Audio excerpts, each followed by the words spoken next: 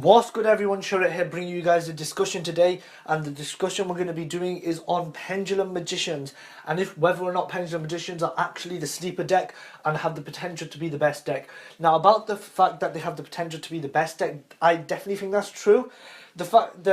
Being the thing that they're the sleeper deck and that they're just going to magically come on top from nowhere, that might be debatable. So I definitely think Pendulum Magicians are good. The fact that you can't summon like 5 from the extra deck anymore doesn't hinder them too much, because the pendulum effects are just really strong. The fact that when Double Iris goes, you can get a Pendulum Graph card. The Pendulum Graph card gets more cards to your hand. Ultra Dragon allows recursion. Harmonizing is the saving grace of the deck, because it grabs a Pendulum Magician from your deck to the field, and obviously even though it can't be special summoned on the extra deck, it's still an amazing card because Ultra Dragon can get it back to your hand. So overall, Pendulum Magicians are a really solid archetype. Even their trap card provides amazing disruption. There is no sugarcoating the fact that Pendulum Magicians are a good deck. However, the issue is, in this current format, there are a lot of cards that stop them. Solemn Strike, Solemn Warning, D-Barrier is another one, which D-Barrier is not too horrible because you can still pendulum summon other stuff. For example, like Fairy Tail Luna, which some people are choosing to play. I personally like playing Fairy Tail Luna in it, some people don't.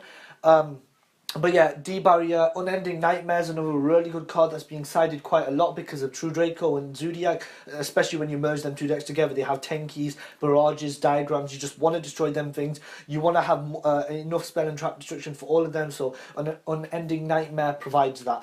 And then obviously there's Masterpiece and Trident, which pops your stuff as well. But Trident isn't the worst thing in the world. Popping like a Sky Iris, some people choose to play Sky Iris, is pretty bad, but popping one of the scales isn't, because Purple Poison, Double Iris, all of them have effects when they're destroyed except White Wing, and most people don't play White Wing. Some people do if they want to go into Zark, like for example John Morehouse of Champs plays that card because he wants to go into Zark because that's the focus of his deck for the live stream, for it to be fun, which I understand completely. I personally play White Wing because Zark is such a game-changing card when it comes out. Unless it gets Kaiju the next turn, you've probably won the duel from there, because it is literally unstoppable unless they have a Kaiju. Lightning is being played less because obviously people are going more combo heavy and trying to get Link monsters out and stuff, so decks that could summon Lightning like ABC don't really care too much about it anymore because they'd rather summon Link monsters to be able to go into Buster and other plays. So yeah, with Pendulum Magicians, what I think needs to happen for Pendulum Magicians to be good is two things. Trident needs to get banned, which is definitely going to happen, so that bit's sorted. Trident will get banned. For those people who think Trident isn't going to get banned, I think you're naive, because 100% everybody's ban list prediction saying Trident's going to get banned. They're going to copy the OTG. Trident is just too good to stay at 3, stay at 2, or even stay at 1. But the next thing is something that might not happen, and something that I personally don't think will happen yet, and it's Masterpiece. I think Masterpiece needs to be banned because True Draco has a pretty bad matchup against this, because yes, you can summon some powerful monsters to the board, but you find it really hard to get rid of Masterpiece.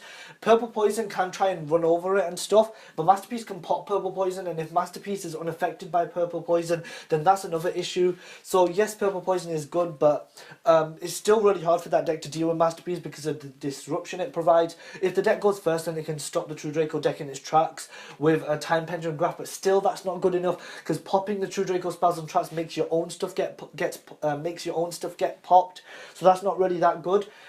So the issue is the True Draco matchup isn't good, and the Zodiac matchup isn't as good, because Trident's a bitch of a card, Whiptail's a bitch of a card, banishing your stuff rather than rather than destroying it, because you want them destroyed to get their effects and you want them destroyed to get off Astrograph Sorcerer. So yeah, I think that Masterpiece and Trident definitely need to go. Obviously Trident will go, but Masterpiece won't be gone yet. And if you guys don't know, Spellbook of Knowledge is out now. It was in the sneak peek of Call of Duty, obviously. It's a really accessible card. It's a good engine card, and it can be used in Pendulum Magicians because you can just trade off your Joker. Because most of the time, the Joker can't even be used as Xyz material for start time, so a lot of the time it's kind of useless. So unless you play Brilliant Fusion, some people do play that, some people don't. I've tested it. It's not as good as in other decks. But yeah, if you use Brilliant Fusion, summon Seraph Knight, Trick Clown, normal summon Joker, search something, make into Decode Talker, Pendulum Summon, then it can work like that. But a lot of people don't play Brilliant Fusion, so Spellbook of Knowledge is definitely a good alternative to playing Brilliant Fusion. Just digging deeper into your deck, getting more cards, getting into your engine cards like Duelist Alliance, like Pendulum Call. Pendulum Call not being the best though because it conflicts with Wisdom Eyes, so some people only play one copy of them, some people play three.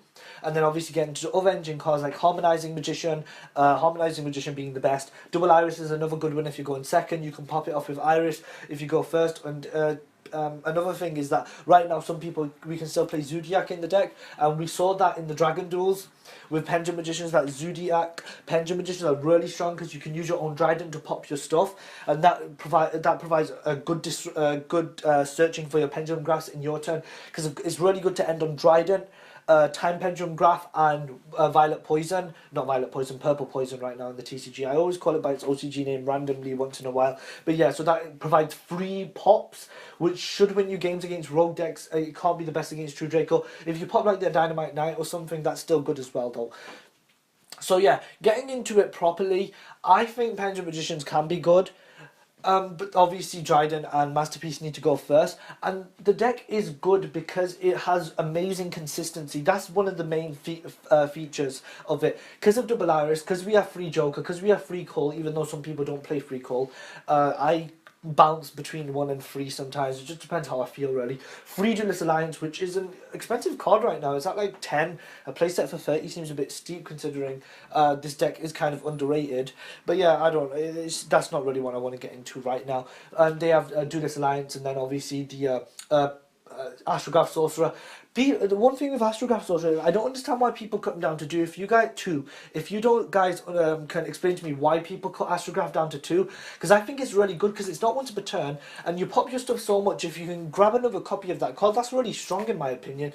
Yes, they go to the extra deck and you can't Pendulum Summon all of them out, but Astrograph can be used for like Link Summons as well before you Pendulum Summon. Then you can Pendulum Summon like 2 or 3 from the extra deck, which is really good. So I don't understand why people cut down on the Astrograph Sorcerers.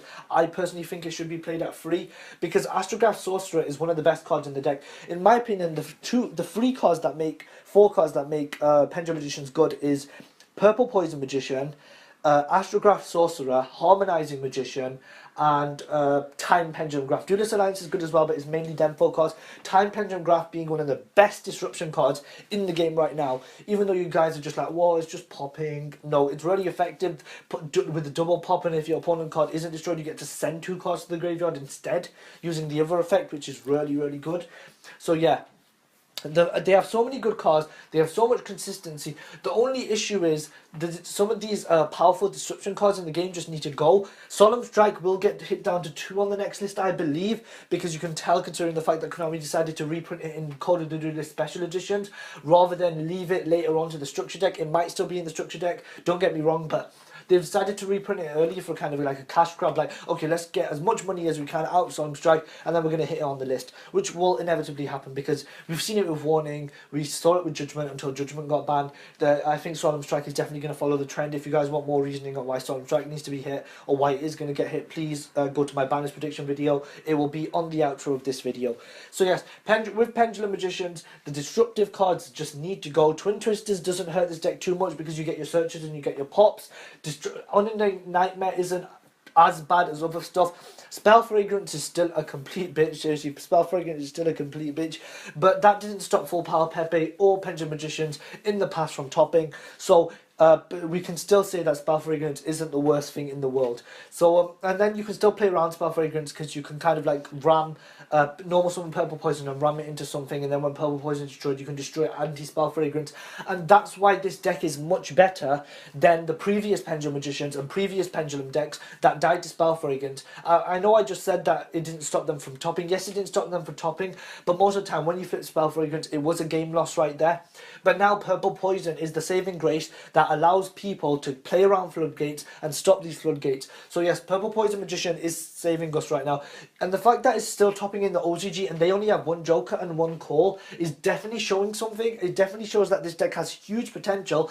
Another thing with this deck is a lot of decks have a low ceiling, but they're really strong. Like Zodiac have a relatively high ceiling, but when you put it down on paper, like a Dryden plus a Kong is strong, but it isn't as strong as some of the boards Pendulum Magicians can make, with having Astrograph Sorcerer's Hand, Time Stars on the field, a Purple Poison and Time Pendulum Graph. Zodiac boards are good, but Pendulum Magicians do have a very high ceiling in this game, just like, for example, True Draco Zoo are one of the decks that have an amazingly high ceiling.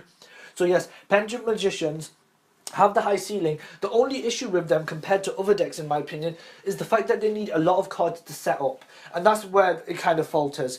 Where if you get disrupted a few times by a Dryden and a Masterpiece, or by just like an Unending Nightmare, or just you get struck, which is the biggest thing really, then yeah, the fact that they need so many cards to set up and they lose advantage very quickly, or the minute they're disrupted, is the issue with them. But they definitely can regain back advantage with Overdragon and stuff, and Pendulum Call can sort out your hand a lot of the time with Duelist Alliance. You do have a lot of good top decks in this that can get you back in the game, and the fact that they obviously have their disruption and stuff makes them going first good, because this is the difference. Pendulum Magicians back in the day, going first wasn't the best thing. Pepe going first was obviously amazing because of Infinity, Hope, Harbinger and Rafflesia, but now shout outs to Rafflesia and friends in the comment section, by the way. Nice comment, on point, proper comment. Seriously, I like people like that. Funny comment, not like long and drawn out, just simple comment. I like people like that.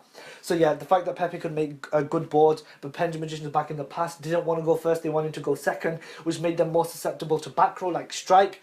Definitely what makes this deck better, in my opinion, the fact that it can play first easily because it has the disruption. So yes, so with Pendulum Magicians, I'm personally considering looking at them.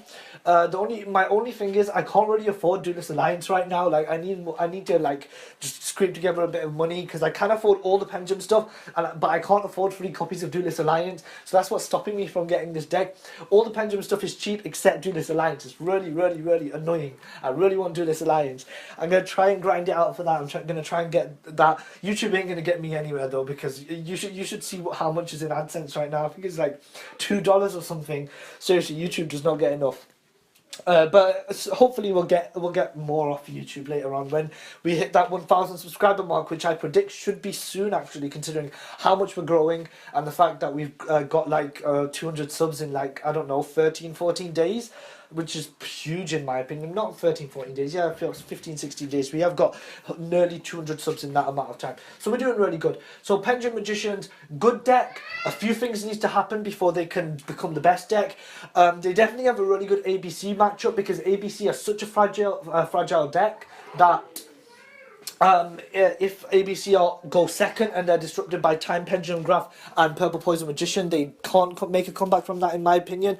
And Buster's a strong card and all, but ABC are a very fragile deck, and if they aren't allowed to go first, then they do experience issues, especially when a Pendulum Magician can put up so much disruption. So yes, there's a few issues with it. For example, like Double Iris can't use its effect on the first turn, which in my opinion is a stupid ruling. If you guys have watched this far, put hashtag Double Iris Screwjob. It's not really a screw job, but it's just a simple hashtag Double Iris screw job, just to show that you guys don't like the Double Iris ruling, that you can't use its effect in the first turn. In theory it makes sense, practically it doesn't really make sense. It's kind of annoying. Like I have done that before, and then subscribers have told me, oh, you can't use Double Iris's effect on the first turn. I'm like, oh, now I can't do my play, I want my Pendulum Graph. So thank you guys for watching. This has been Shurit, peace.